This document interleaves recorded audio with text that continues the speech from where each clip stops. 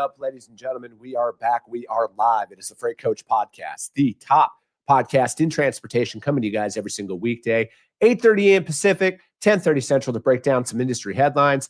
But most importantly, you guys provide some actual insight into what you can do with all of this information.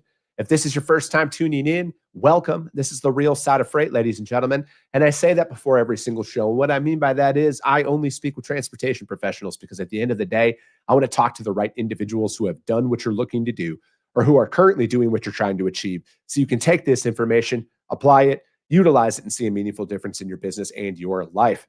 Happy Monday, everybody. I got a very special guest for you guys here today. Like a lot of my guests, we've never met in person. I've just been following his journey for a while now on social media. And I love people being like in the trenches, right? Like out there building their dreams, chasing and going after that, and that hustle that comes along with it. And this guy today, he embodies all of that.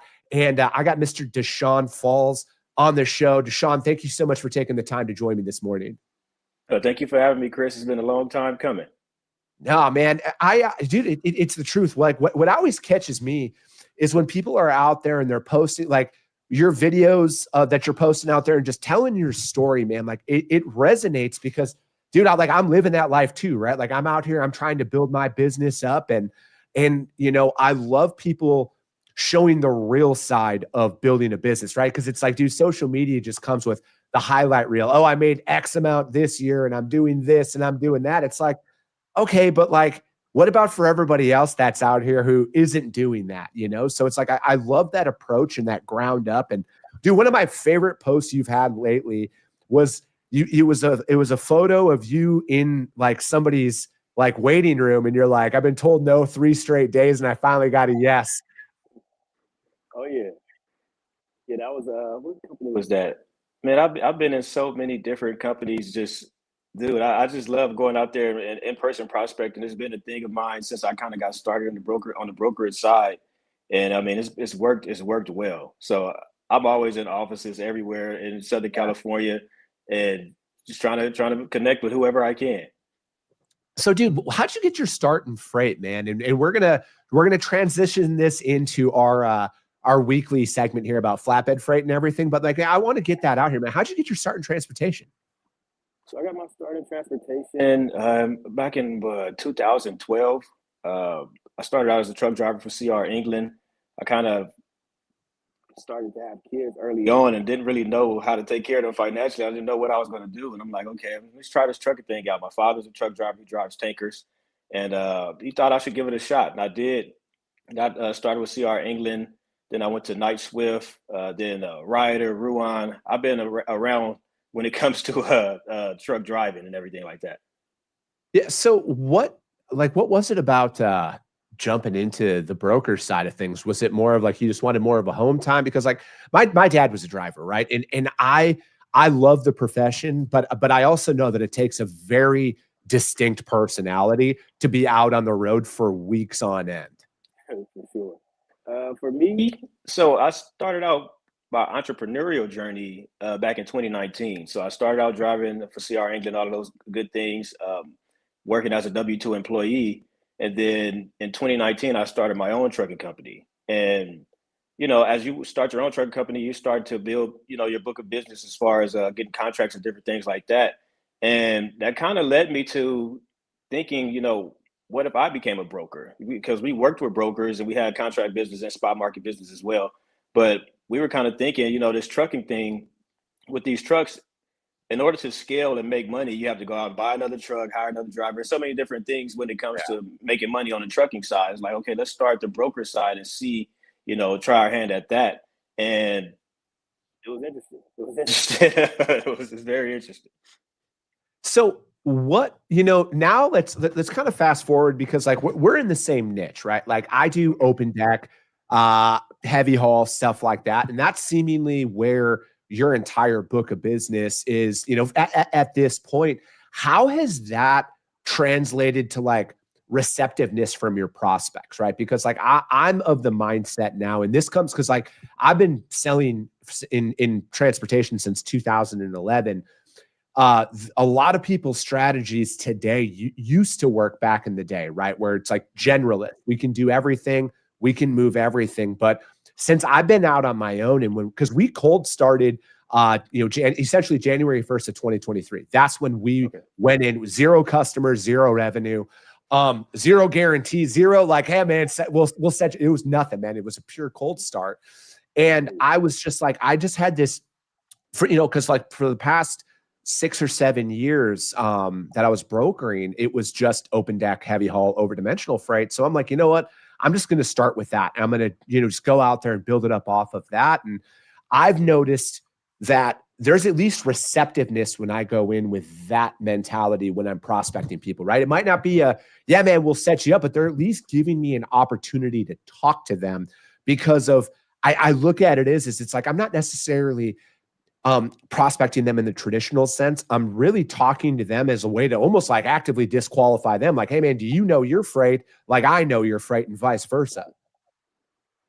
Yeah. So you're saying how receptive has it been since I've kind of niched down?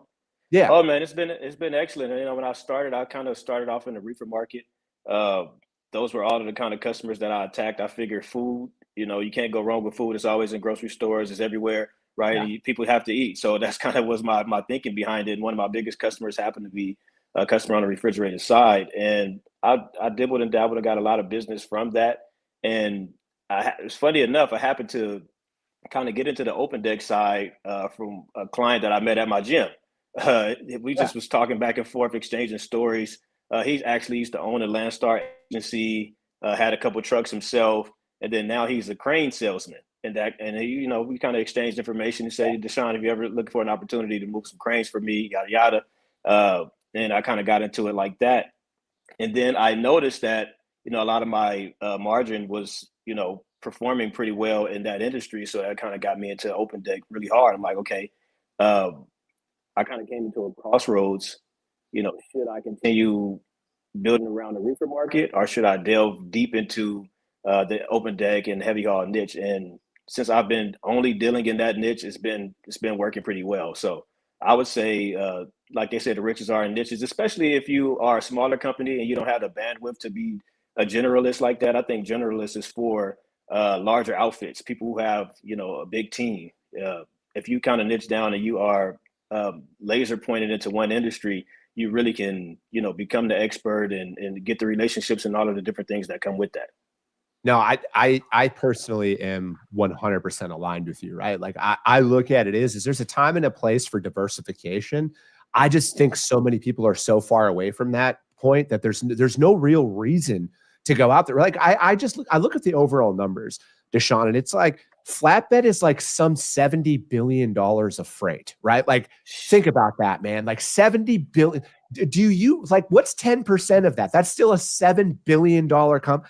I don't know any outside of like 3 that are above $7 billion. So it's like, do you really need to diversify, or are you just using that as a reason to not actually do the work? You know what I mean? Because it's like, I get it, right? It's tough to get that initial breakthrough, but like there's a lot of synergies that are out there between, I view refrigerated freight as a specialized commodity, right? Because it's not prototype. Like there's a lot of things that can go along with it. And you could make that argument about everything. But I think if there's any synergy between freight modes, it's going to be refrigerated freight and then like flatbed freight. And it's because like there's just a certain qualification that comes along with it, because it's like, man, if you set the wrong temperature on that trailer, you're done, right? Just like if you don't use edge protectors on a flatbed load that requires edge protectors, it crushes the product and you're done, right? Like there's a claim. So there's real stuff that can kind of come along with it. And I just look at it as man, I could stay 100% flatbed only until we're like doing 500 million a year, and there's no doubt in my mind that we can hit 500 million just doing flatbed. But it's like, I feel like, again, people try and like, they're like, oh, this is slow, right? Because there's seasonalities of this stuff, right? Where it's like, we're just now getting into building season, right? I think flatbed season started a little bit earlier than it normally did in years past. But it's like people like they hit a down season and then they're like, oh, we got to switch and we got to go reshuffle everything and start over. And I think that's why people never make any real progress. When you were talking right now, I was thinking about how they say when you end up when you chase 2 rabbits, you end up with none. And it's kind of it's kind of like that. If you kind of know what you're going after, it makes it easier to accomplish that. And then also from a carrier sales standpoint, I mean, you can base your carrier sales around that as well. As no not to diversify as far as looking for those carriers. So you kind of have lane specificity. You know what carriers run what lanes, and you can use that to your advantage when you go in there and talking to shippers and different things. So I think Yeah. I think it just makes the most sense. No, absolutely. So speaking of lane diversification, man, I want to jump in. So my friends at DAT, we do 3 times a week. We do This Week in Freight, and we break down flatbed lanes, dry van lanes, and refrigerated lanes. And I say flatbed for this week because I know that this is your jam. These are all viewer submitted. So anybody who wants, they just got to email my team, podcast@thefreightcoach.com. I just need shipping city, delivery city, and trailer type. And then for me, it's like the market's the market, right? Like I think that people almost put too much emphasis on, oh, how's the market going to perform, as opposed to where is the similarity that happens out there. And I have just found throughout my career, lanes don't necessarily change all that much in a sense of like how they seasonally perform. Yeah, there are peak moments where rates can jack up and drop and all of that stuff, but lanes perform the same. So this one today, Dushawn, is going to be Fontana, California, going up to Seattle, Washington here. And for me, this is a lane I haven't personally moved a lot of in the open deck space, but I look at this as this goes literally right along with the seasonality of building season and everything that comes along with it. So it looks like, obviously you're in Southern California, and that was another reason why I was glad that this lane came about. What's been going on from a capacity standpoint in Southern California here over the last couple of weeks? Have you noticed any, drops in capacity or spikes in rates or anything like that? So this is a lane that we actually do fairly often. It's actually a lane that I enjoy because it kind of stays stable. Like it never Okay. really goes crazy high. Like right now, you can pretty much get the same numbers you were getting in January and February. I know for a lot of my other lanes, like going to Colorado and different things like that, those are jumped up pretty significantly. But this lane in particular, you can still get some good numbers on this lane. It has a lot of capacity in it. I have a lot of relationships in this lane as well, so it's always kind of worked for me. Okay. So for this lane, is it the first thing that comes to your mind is stability. So it's like when you're out there and you're seeing this, like, okay, so back in January, it was, showing about like 25.50 on this lane, but like over the last 7 days, it's looking like it's as high as, could be as high as 3,500, but it's, the middle mark here is about 3,250. How do you take this lane in particular and go out there and talk to your customers about this, right? Or your prospects who are out in Southern California? Because I think like that's another thing where too many people, Dushawn, and I'm glad you brought up what you brought up about how there's a ton of capacity on it. A lot of people price freight truck in hand. They'll post the load up and they're like, oh, this guy quoted me 3,400. It's got to be 30. And then they go out and they mark it up. But then it's like, they don't actually work the lane to find the right trucks for it. I mean, for me personally, man, I want to find the guys who are just running the I-5, right? Like I want that Southern Cal to Seattle guy who just runs that back and forth, that hopefully has flat steps and Conestogas in their fleets that come along with it, because they're going to give you that price, right? And the more you work with them, they're going to let you know, like, hey, man, we might have to do this during this time because we have X going on out there. But like, I look at this as, man, this is a prototypical stability of a lane. And this is what I mean is a lot of people have so much emphasis, Dushawn, on, oh, if tender rejections are doing this or the non-domicile, like, and I get that those are all talking points, but that's a subset of the market. There's still a lot of people out there who are not affected by that at the level that some are trying to make it seem. So it's like, to hear you say this lane is stable, it's like that goes kind of counterintuitive to what people see out there. How are you delivering that stability out there to your customers? Oh, so I always focus on it from a relationship standpoint, building those relationships with those carriers that run that lane often. I like for me, because I have moved a lot of freight in that lane. I know a lot of guys who are moving it, like you said, Conestogas, open deck. I'm sorry, Conestogas, flatbeds, and step decks, and those guys are always looking for freight. So it's usually for me. Like I said, I usually have that lane pretty stabilized. I'm working with these guys weekly, and they're always looking for runs. So that's kind of how I pitch it to the customers when I'm talking about it. I have a lot of relationships in this lane. I'm usually able to keep it under control from a pricing standpoint. And those guys, they don't beat me up too bad on price. They understand, there's a seasonality, there's a time when you can really attack and get uh, an astronomical amount of money on these lanes. But if you're trying to really focus on building a relationship and having these runs, even when that lane calms down, you know, I'm your guy. Let's talk about it. Let's just find some middle ground to where you're happy with the rate, I'm happy with the rate, and we're just consistently running that same freight over and over again.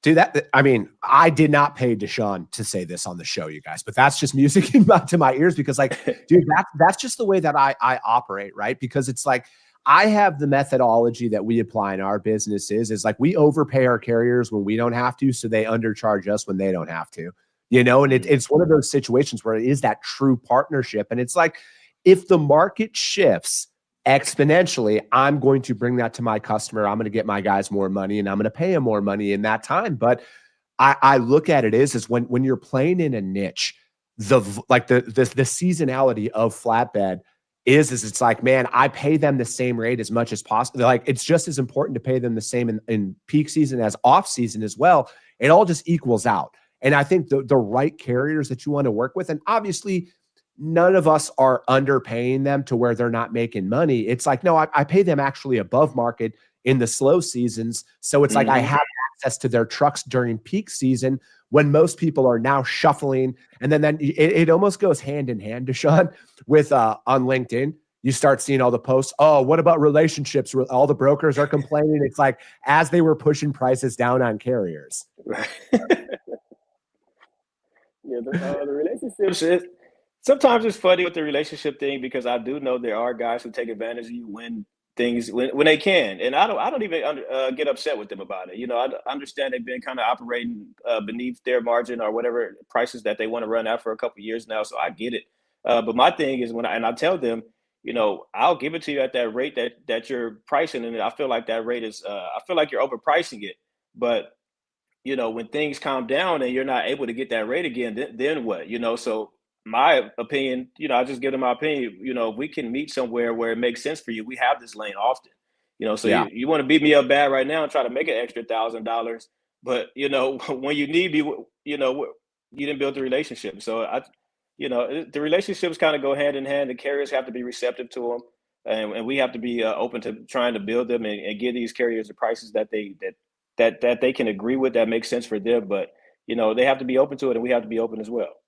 No, man, I 100%. You guys, you heard it from somebody who actually moves this lane. All right, Fontana to Seattle, it's as stable as it comes, as Dushawn said, you guys. So if you're out there and you're moving this lane, take a lot of everything of what Dushawn just told you guys to do and apply it to your business, and you're going to see success with it. But that's it for the flatbed version of This Week in Freight, powered by my friends at DAT. Again, if you guys want your lane broke down on this show, you guys, email my team direct, podcast@thefreightcoach.com.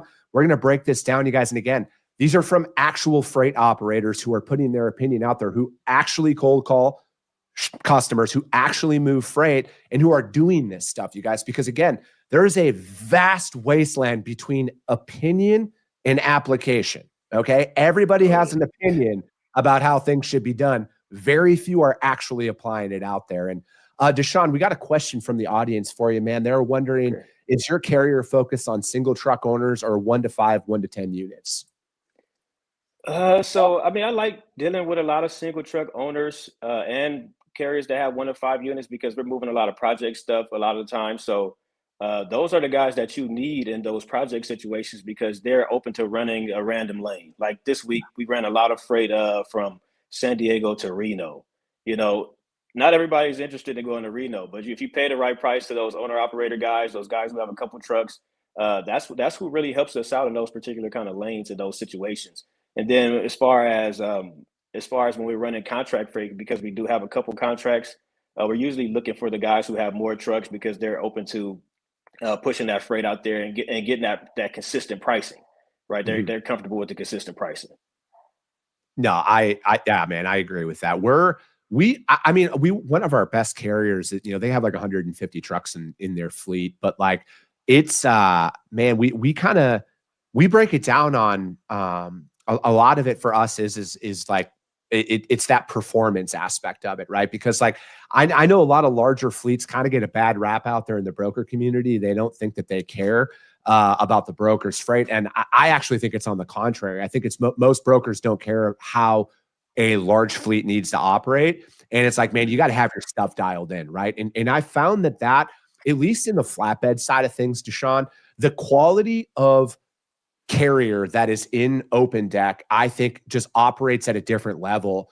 And, because it's like, if you're out there, man, and you got $250,000 to $500,000 in insurance, and you do up to, 12 wide, 13 tall style loads, like those guys have a dialed in operation that I have not found in other modes. And it's like, for me, man, the drivers are like, just like a step above.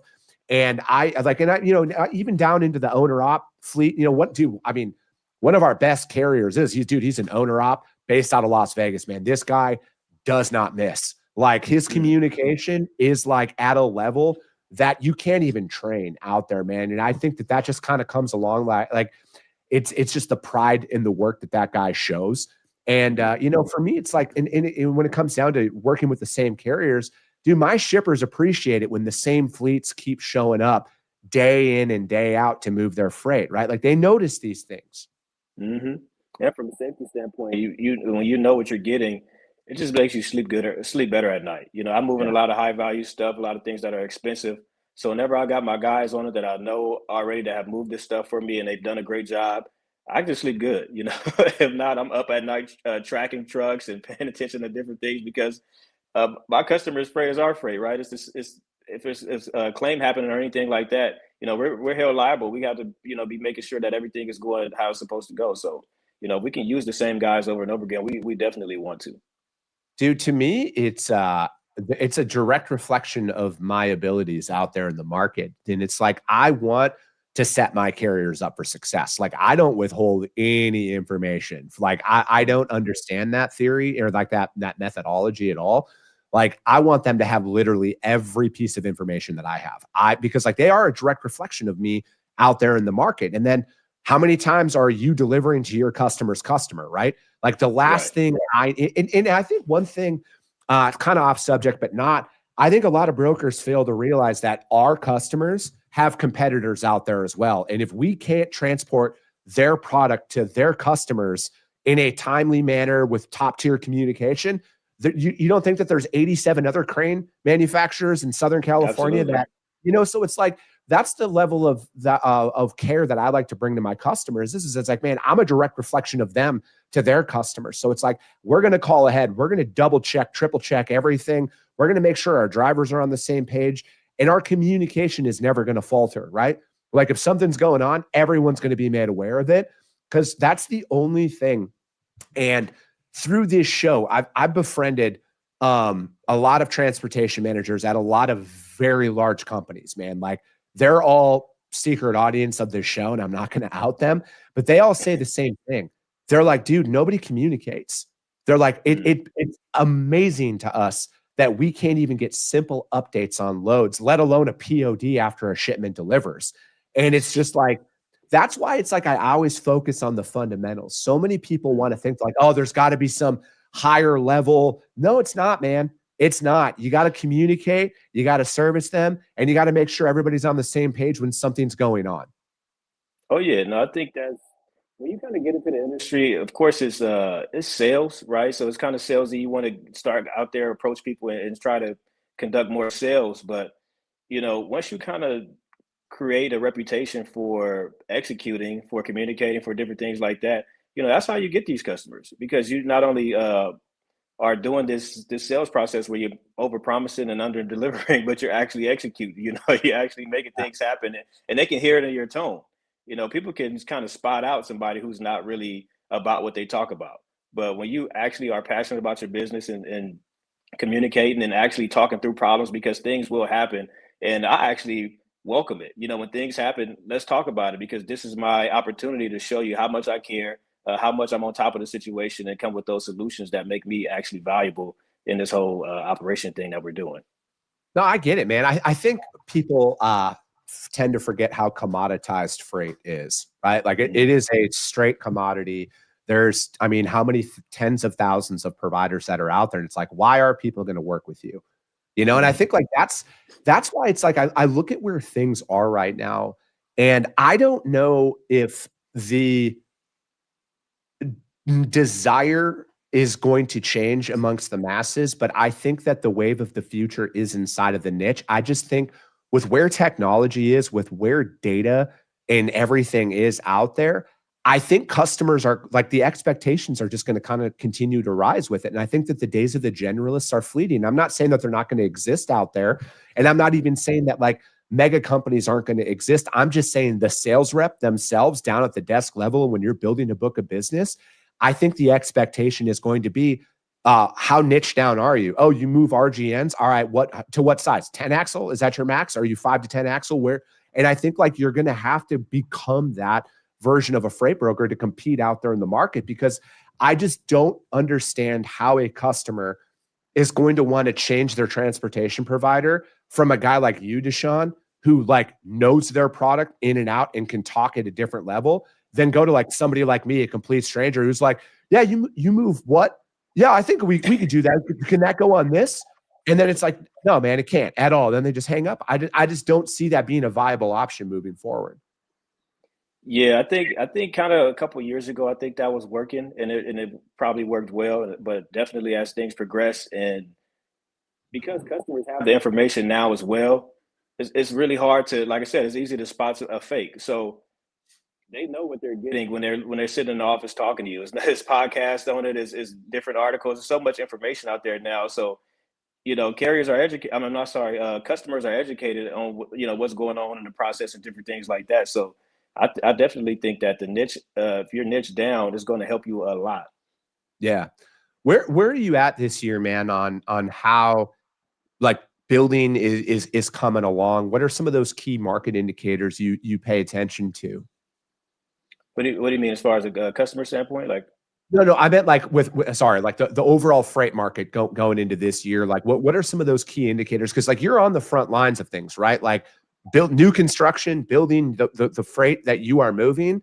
That is the front line. Like to me, that's the clear indicator on how the overall market's going to perform. And like new construction has kind of been muted for these last couple of years, at least from my standpoint. How are you looking at where 2026 is kind of trending right now? I think it's trending in the right direction. I feel like the floodgates are kind of slowly opening. Mhm. Definitely, we're starting to get busy here. This month has been crazy. I think probably about 7 cranes being moved this month alone, right? And it's only the 16th. So I think on the building side of things, I think this is about to start picking up pretty well. Obviously, we're going into the summer season, so things are going to pick up anyway. But I just feel like, I don't know. I feel like people are starting to get more open to, permitting these processes and letting us build again. I know for a while now they kind of have had a lot of red tape on different things and everything like that. But I think right now, I think it's about to be really interesting when it comes to the open deck market as far as construction and new builds. Yeah. No, I'm right there with you. I think it's from I'm cautiously I'm an optimistic realist, Dushawn, when it boils down to it. And I think that how things have performed in March are promising, but I also saw it happen last March and then it kind of tapered out a little bit. It's kind of almost like that new rush of orders for the year. And then by like May, I was like, come on, like what happened here? Like it looks so good. I hope I'm wrong, right? Like my brokerage would exponentially benefit if I'm wrong, and then things start to happen. But I just look at it is this year out of the because starting back in 2023, this is the first year that I'm actually feeling more optimistic that like, hey, things can improve, right? Like, and that doesn't to me, like I want to be clear, like that doesn't mean that customers are going to be like onboarding a bunch of new providers. I personally think that that's a 2027 thing more than 2026, because like I just don't know of any shipper in North America that doesn't have a plethora of people willing to take any excess volume off their table. But I do also want people to know that like you got to continue to prospect no matter what, right? Like that doesn't, if you're getting 30 no answers every single day, that's just part of the process, right? Like things happen. You got to keep showing up because it only takes one. Yeah, I mean, you should always be prospecting. I mean, you never know when somebody's going to allow you to come into their network. You never know when that person's, their current provider is going to mess something up. You just never know. So you should always be prospecting, building relationships. For me, from a sales standpoint, I'm just building relationships until something happens. That's how I do it. I'm never really pushy. I'm never overly hoping that they are able to start working with me immediately. I'm just building that relationship up and waiting for the right time and the right moment, and usually they come. So you should always be prospecting, networking, creating opportunities for yourself, because you just never know when it's going to happen for you. Yeah, dude, I'm right there with you, man. I am all about it. It's like I stopped thinking that people are just going to onboard me the first time I talk to them, and it's just more of like, hey, how do I just get like, oh yes today, right? Like it's yes, we're going to move flatbeds, but like no, we're not. Okay, cool. Like how do I just move that along, and how do I be their first thought when they need a new provider? And that's where I like to approach it, man. But dude, I appreciate your time, Dushawn. Dushawn, how does anybody reach out to you if they want to find out more, man? Maybe they just got some questions about, what your journey and your story. So my DMs are always open. I'm always getting hit up in those. It's also my email as well, Dushawn.falls@trinitylogistics.com. And then my phone number is also on my LinkedIn profile as well. There you go. I was going to say, I would make it work for that one, man. Yeah. So it's on the LinkedIn profile. Perfect, man. Well, hey, Dushawn, I appreciate your time. That's going to be it for today, ladies and gentlemen. As always, if you got value in what you heard and you're not subscribed, subscribe to the show, you guys. And if you're feeling ambitious, rank it on iTunes and Spotify, because if you see value, your network is going to see it as well. I appreciate you guys. I love you guys. And we'll be talking to you soon. Came back with a bang, with no doubt.